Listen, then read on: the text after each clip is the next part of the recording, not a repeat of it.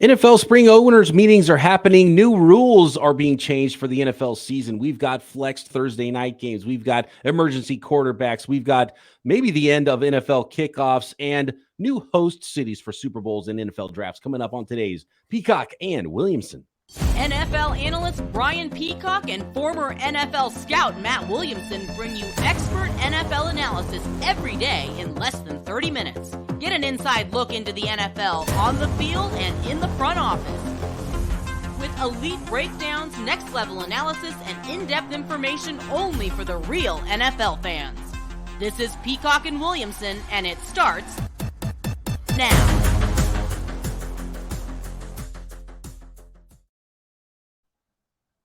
Welcome to the Peacock and Williamson NFL Show. Brian Peacock alongside Matt Williamson at BD Peacock at Williamson NFL. Thanks everybody for making us your first listen on the Locked On Podcast Network, your team every day. Shout out to all the everydayers. If you're not with us every day, make sure you're subscribed up on the new Peacock and Williamson YouTube channel and everywhere you listen to podcasts.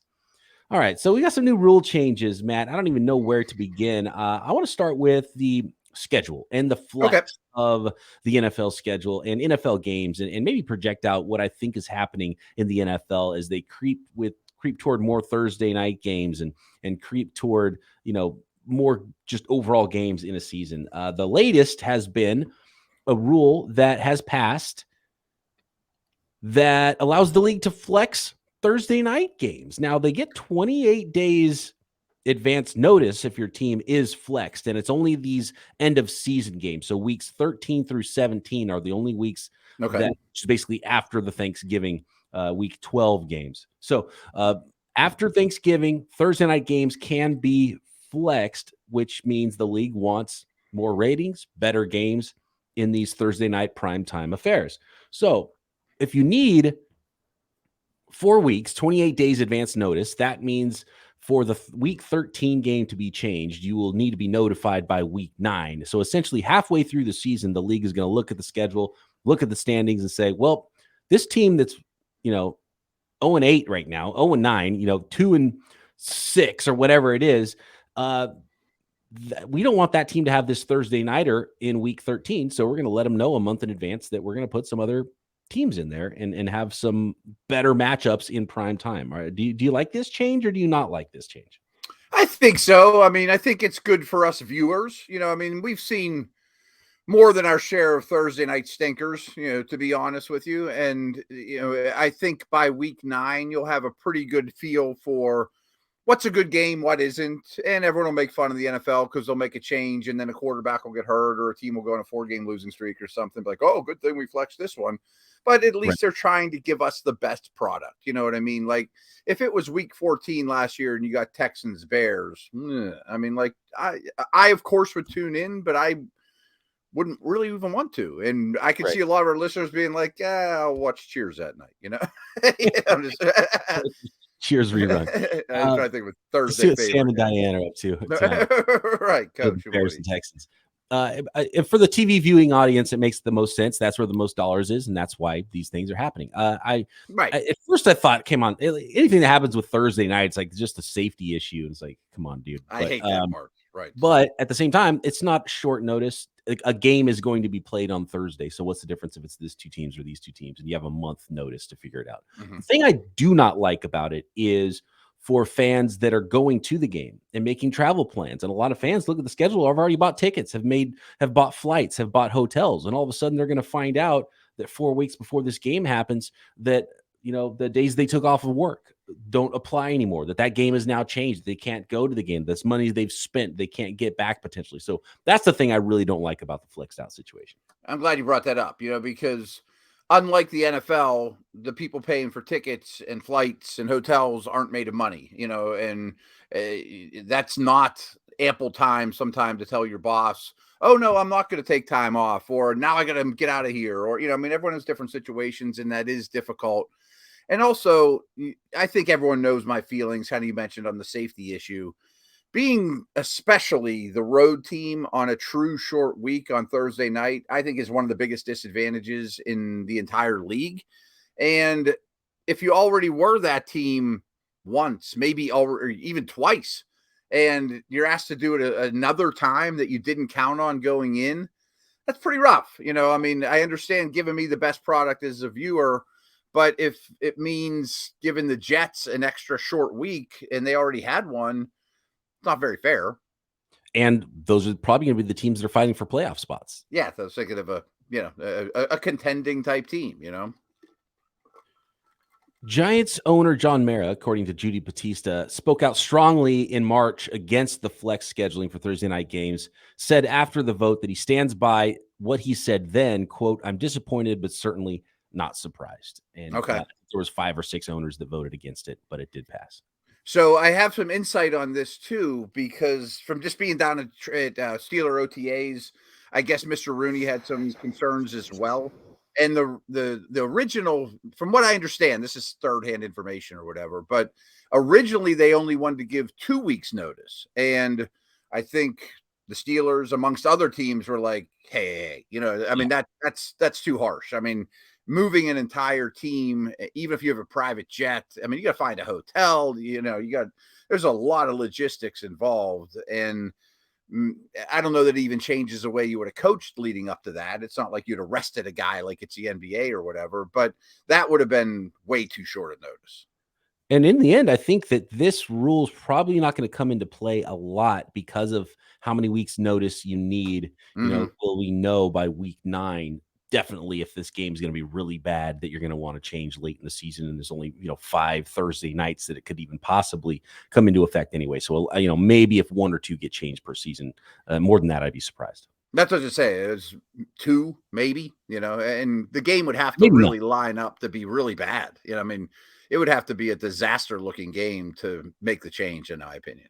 And I'm sure that other teams have a say in it too, that would be like, no, we don't want to change anyway, and make it more difficult for the league to change their game. And then networks fighting over, no, we had this game and this is the game we want. So it's it gets very convoluted. And I would imagine, to be honest with you, I'd probably put the line at 0.5 on how many games get changed actually on those Thursday nights. This certainly could be much ado about nothing, something we're talking about in May and then forgot all about until 2 years from now when it actually happens, And we were talking a little bit about this on Locked On 49ers, and it's funny how the league is like very concerned about player safety, right? But it's more concerned about money. So it's like, right. Safety, does it take money away from our pocket? Okay, well, we won't worry about it. But how about this one, player safety? The owners approved a resolution putting the ball on the 25-yard line following a fair catch on a kickoff.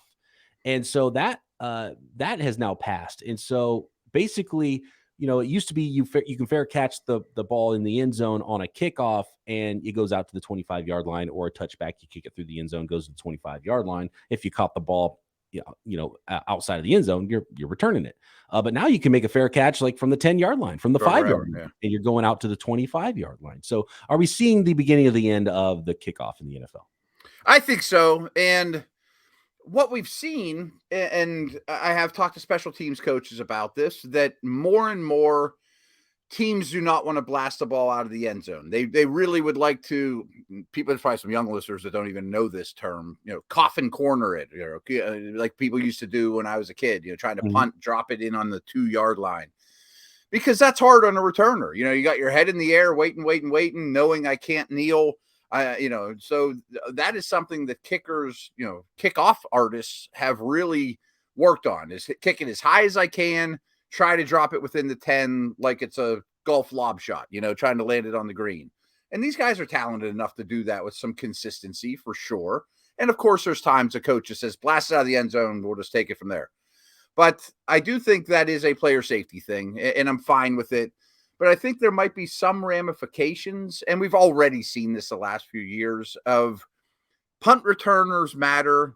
The kickoff returners really matter? Maybe not. It's in terms of like, who do I keep on my roster and who do I not, Yeah, at this point, kick returners, punt returners have been all about just don't drop the ball anyway, because not right. happening, and the return is becoming such a unimportant part of the game that you might as well just scrap it.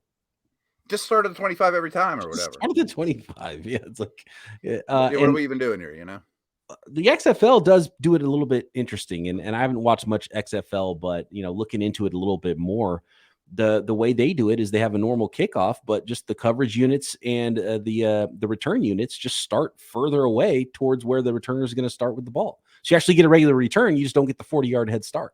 So that ends a lot of the collisions. So you still get a potentially exciting return, but you don't have nearly as much of a injury risk there. And I like that a lot, but I think the NFL doesn't want to factor too much of what the XFL is doing. Yeah, that's probably it. I mean, there's definitely hubris involved there saying, but we're not going to take from them. They take from us. We're big brother, And what's wrong with that?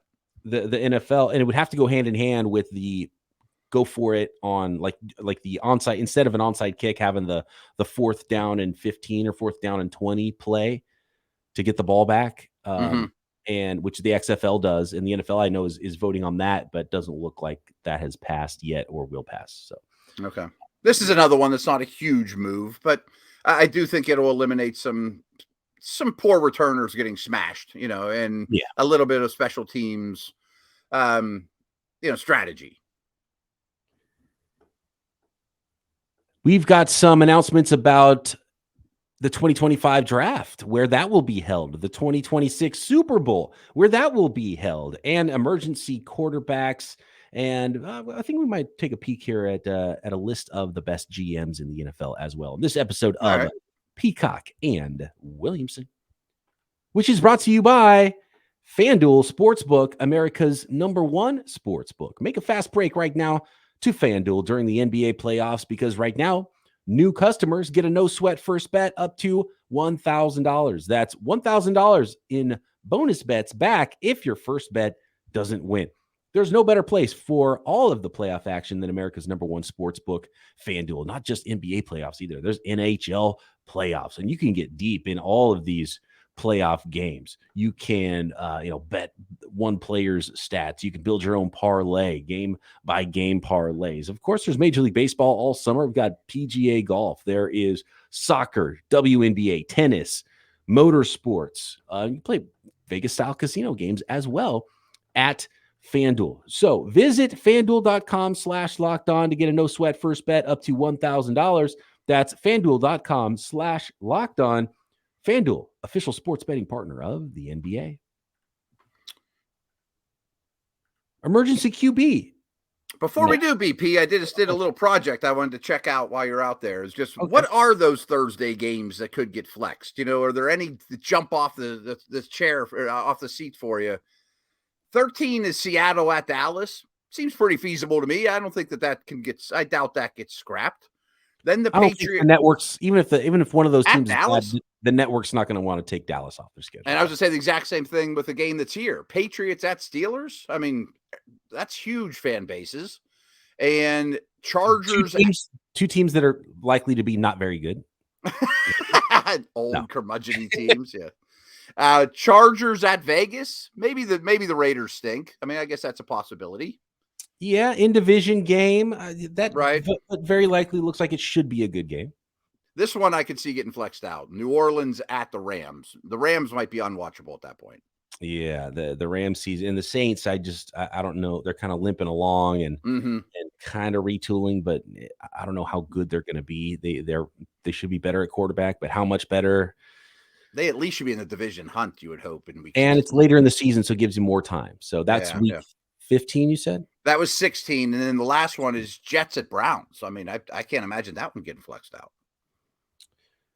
Yeah, and so that would mean, sometime around Thanksgiving, they would have a lot of time to figure that one out for, a week 16 flex. So, yeah, one maybe, and maybe one. I wouldn't be shocked if none of them are changed. Absolutely. But, okay, so I just had to check. It was bugging me. No, that was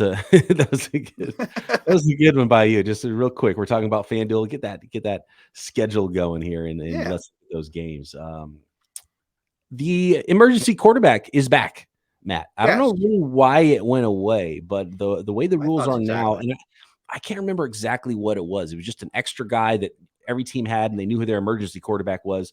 And if a guy gets hurt, he can't come back in the game anymore, and you replace it with the emergency quarterback. And now the way the rule is that there's 53-man rosters, and the quarterback has to be on the roster, but only 46 players suit up on game days. And now you get a 47th player who is basically the emergency quarterback. So you don't have to waste a You don't have to waste one of your suited up spots for a third quarterback. So I think it's probably more likely that every team's going to have 3 quarterbacks on their roster instead of 2 because they get a full one dress on game day unless they don't want him to be a member of their 53-man roster. Well, this brings on a side tangent. I remember telling you this because I know you're not as big into hockey as I am, and I'm not as big as I used to. But the NHL, do you remember how we had this conversation? It's the craziest thing in all the sports that I can think of is every city has an emergency goalie. So Pittsburgh, this happened to the Penguins. They played in Dallas, and the Penguins' only healthy starter got hit with a puck or whatever before the game and couldn't go. Or no. They had 2 healthy guys. The guy they were going to start gets hit with a puck and couldn't go. So they only had one. So if he gets hurt, they don't have a goalie. So they get on the phone with the Dallas emergency goalie, and not the Dallas Stars emergency goalie, the city of Dallas. So it could be for the home team, the away team. This dude was a plumber by day that plays in some beer league, and I think he played minor league hockey like 15 years ago. And they call him up, and he got to the game in like the second period, and there he is sitting on the bench by himself. Comes fully dressed in pads. He dresses on the way in like the back of a Batmobile or something. I mean, that's the craziest thing I ever heard. I'm not suggesting the Steelers should do that Seattle should have the designated quarterback and it's like Jim Zorn or somebody, but it just brings me to that.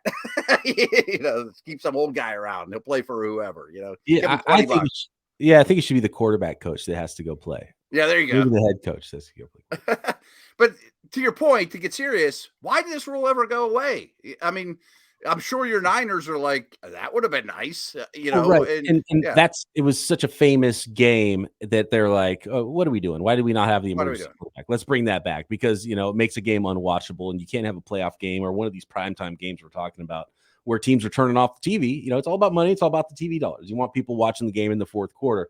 And if a game is out of hand because the team doesn't have any quarterbacks left, it just makes sense to be able to allow a team to have that emergency quarterback situation, especially knowing they can make plans if they're going into a game. One of the guys kind of banged up already. Now you might be one quick injury away from being quarterbackless if you only have 2 on the roster. So it wouldn't have helped the 49ers because they had already gone through all their other quarterback options. They were done. Anyway, so it actually wouldn't have helped the 49ers in this situation because they were already on to QB4 and then they didn't really have a QB5 option. But if it would have been like, Trey Lance got hurt and then Jimmy Garoppolo got hurt and then Brock Purdy was your emergency quarterback, then that would have been a situation that helps. And so if that situation does arise, it's something that should happen. You don't want to ever watch a game that's quarterbackless. Absolutely. And COVID was crazy times, but when you're asking a wide receiver to be the Broncos starting quarterback, like you have no chance to win. And same thing happened to your team. It's like playing without a goalie. I mean, like put some defenseman in net. I mean, he's not going to save a puck. I mean, it's like playing without a pitcher, like Jose Canseco pitches for you. I mean, like that's pretty wild. So in hockey, the plumber goalie is still going to be a better goalie than some other guy on the roster. I guess. I mean, I don't know it well enough. I'm talking out my rear end, of course, but goalies only do goalie stuff. And, I'm sure operating in goalie pads isn't something you learn overnight, hopping up, moving left and right, glove hand, the stick's totally different. So I bet the answer is yes. That the thing where the goalies put their knees together and make it flat, like I don't know how many human beings can do that anyway, because goalies are like they look all big and menacing in their pads, but they're gymnasts almost. They are. And what's crazy is like when I was really into it, in the 90s or whatever, like go watch like Gretzky highlights. Those goalies don't take up any net. I mean, like now the pads are light and wide and there's so little to shoot at. Guys would get, near 200 points a year because there was a ton of net to shoot at. I mean, Mike Bossy skating down, blasting slap shots. It just opens net all over the place. So that has changed as well. But I'm sure I'm certain it's a very specialized situation. And if you asked Connor McDavid, who's the best player in the league, hey, go be a goalie, I'm sure he's better than you or me, but I don't think that's, a feasible situation. Not better than the beer league plumber, though. No, not better than the big fat plumber. We need to respect beer league plumbers a lot more often. Speaking of beer league, I just played a softball game last night. Some high level. Nice. There, okay? Nice. You're still on. I retired from pickup hoops like 10 years ago. It's bad. Bad on the knees. So when it comes to emergency quarterbacks, I'm in on it. You're in on it. Sounds like good job, league. Why'd you ever take it away? So lastly, though, this was kind of what we were getting before we got a little goofy. I do think, and I always bring it back to the Steelers. The Steelers are one of those teams that always keeps 3 quarterbacks. I mean, ownership has said that since the Bradshaw years. They always do it, even when 90% of the league was at 2. Well, I think they knew this was coming, and so they signed Mason Rudolph this year because I think those type of dudes that are high-end 3s now might have a little more value, because you're going to keep some scrub on the practice squad, but he's going to be a 6th-round pick or a rookie or something or an undrafted guy. But the Mason Rudolphs of the world, and there's 40 of them, now have some value. Now they get a contract. Maybe it helps a team to keep that third quarterback that might be developmental instead of putting them on waivers in the final cuts and keeping 2 quarterbacks. Mm-hmm. Maybe they keep 3, knowing that when they dress everybody on game day, having that third quarterback is not going to take up one of those 46 spots. And I say this all the time. I mean, last year, 69 different human beings started a game at quarterback.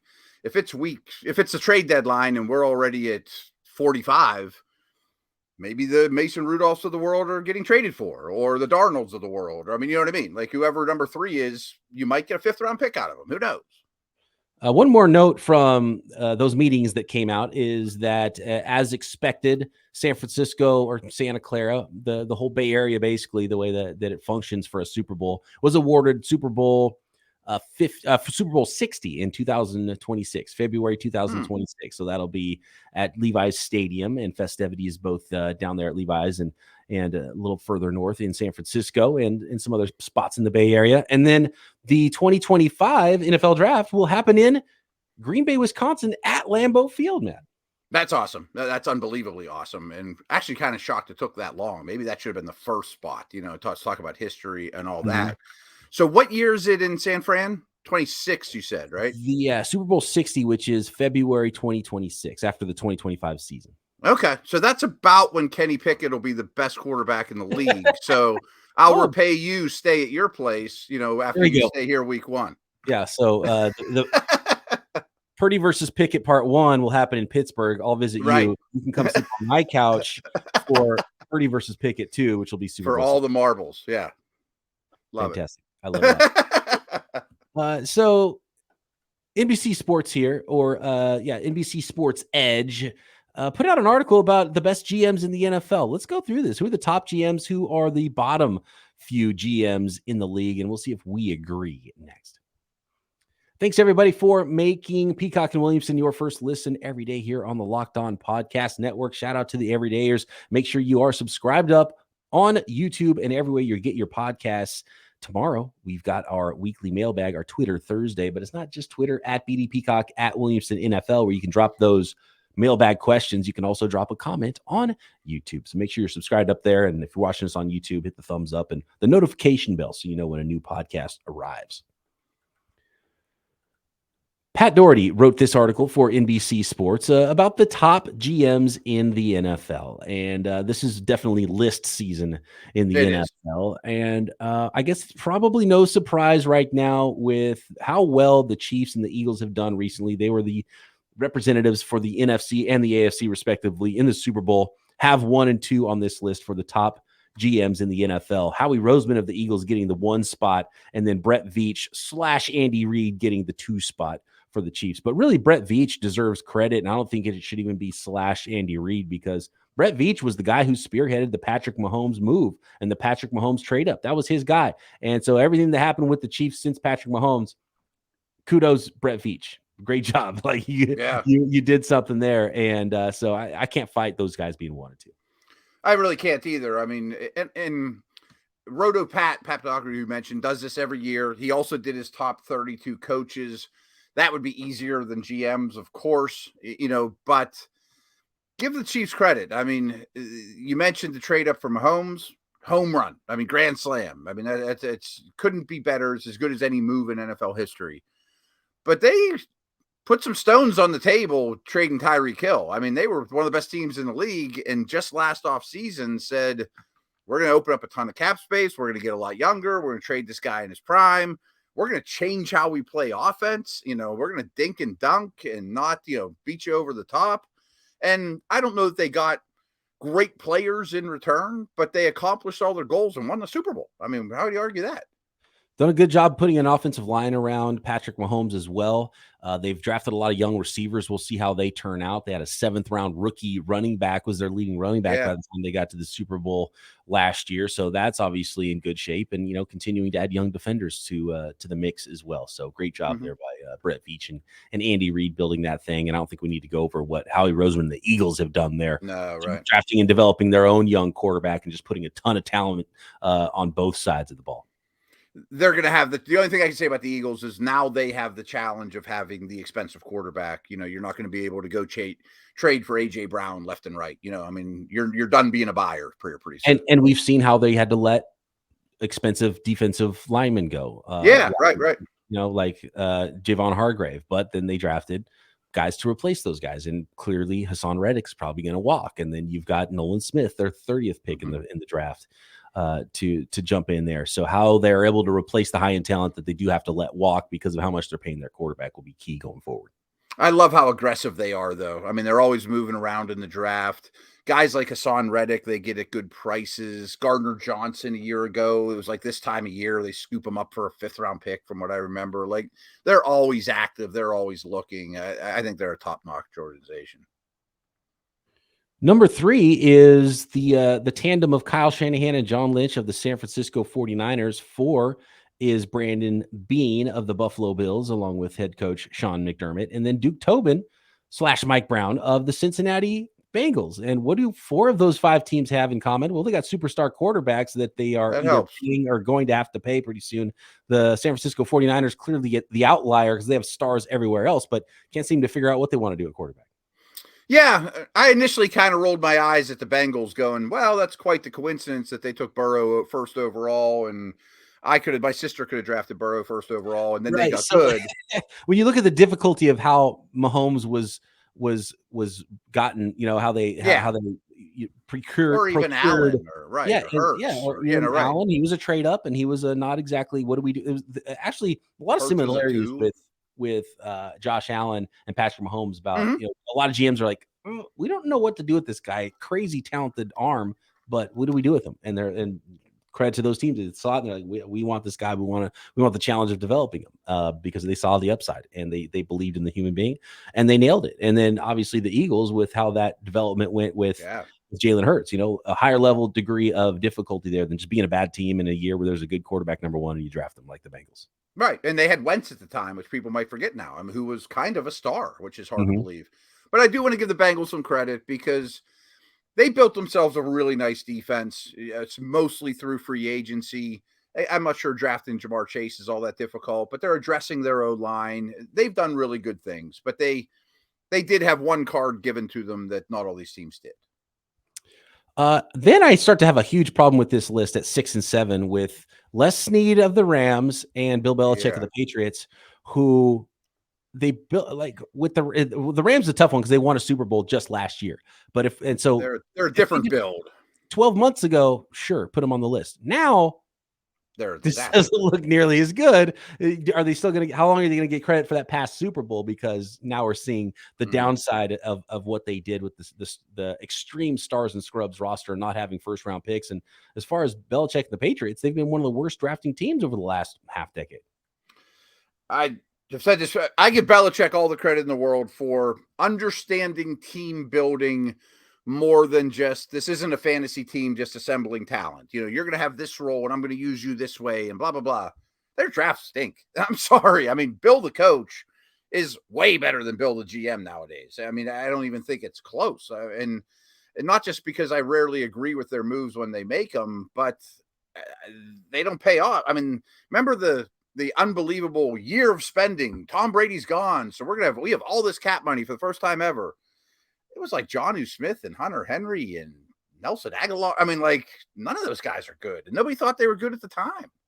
Yeah, that's right. As well as drafting, not great. N'Keal Harry and and really couldn't build that thing. Now with a new offensive coaching staff there and Bill O'Brien, will Mac Jones start to look a lot better? Look a lot more like the guy they saw with as a rookie.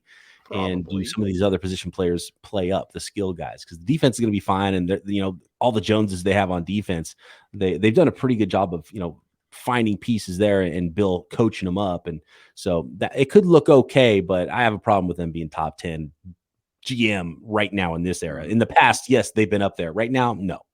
The body work's insane. I addressed that, but the last 5 years are not great. And Brady made up for a lot of bad personnel moves. Last nugget here. I don't envy Pat for making this list. I've had to make some crazy lists in my life too.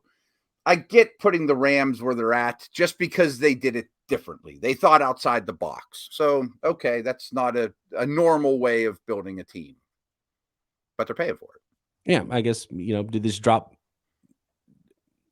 How, yeah, they won last year.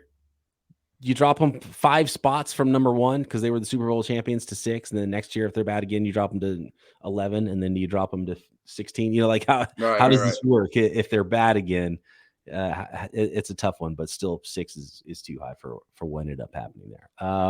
Rand Carthon, Monty Osenfort, new GMs, not a part of the list. So only 30 GMs are part of it. Number 30, Nick Caserio of the Houston Texans. 29, George Payton of the Denver Broncos. You can thank the Russell Wilson trade for him being that far down on the list.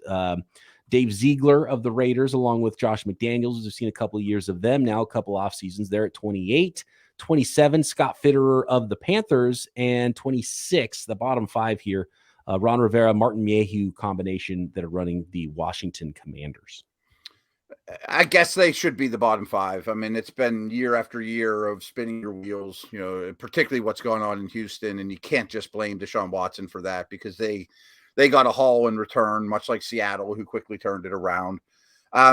Obviously, Texans and Panthers with the early quarterback selection might, quote, look a lot smarter soon. You know what I mean? So kind of the Burrow argument.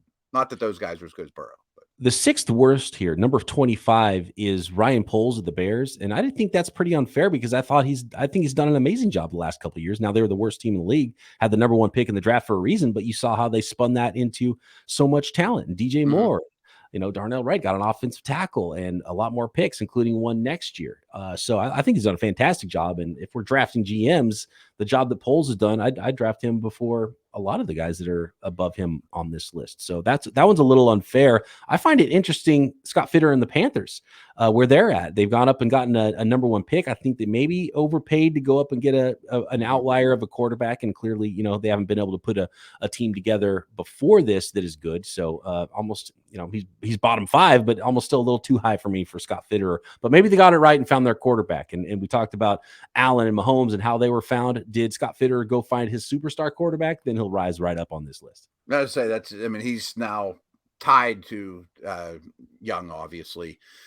I think they got their coach. I mean, Frank Reich got the short end of the stick for Jeff Saturday in Indianapolis. I mean, I think that could go a long way. The Young Reich combination to me is intriguing.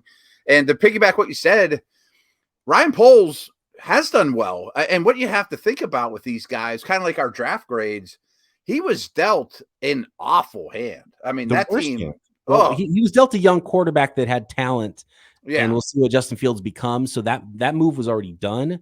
So he doesn't get credit for it and necessarily if he's good, except for what he put around him.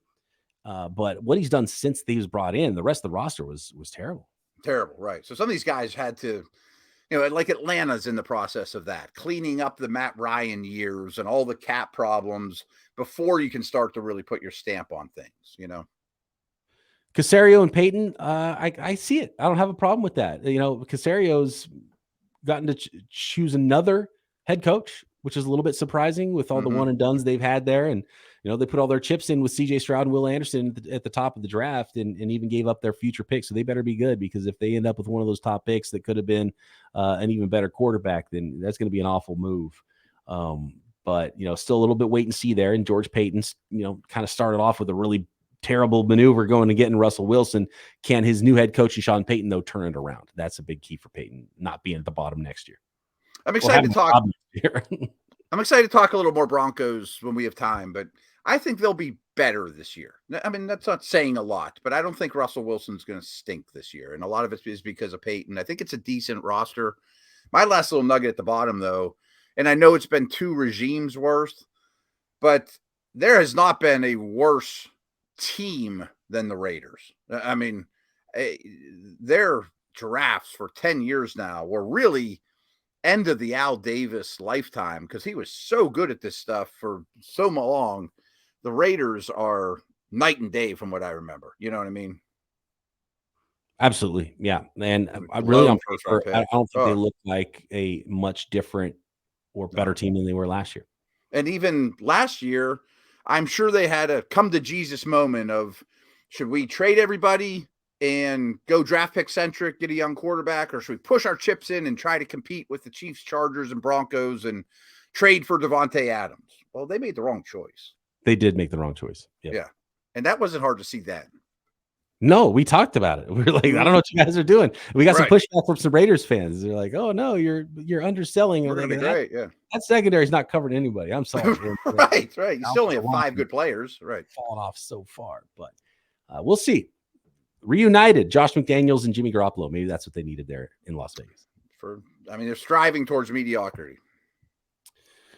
Thanks, everybody, for making Peacock and Williamson your first listen every day here on the Locked On Podcast Network. Remember, your team is covered on the network. Matt and I back tomorrow. Get your questions in on Twitter or in the YouTube comments for Twitter Thursday mailbag episode right here, Peacock and Williamson.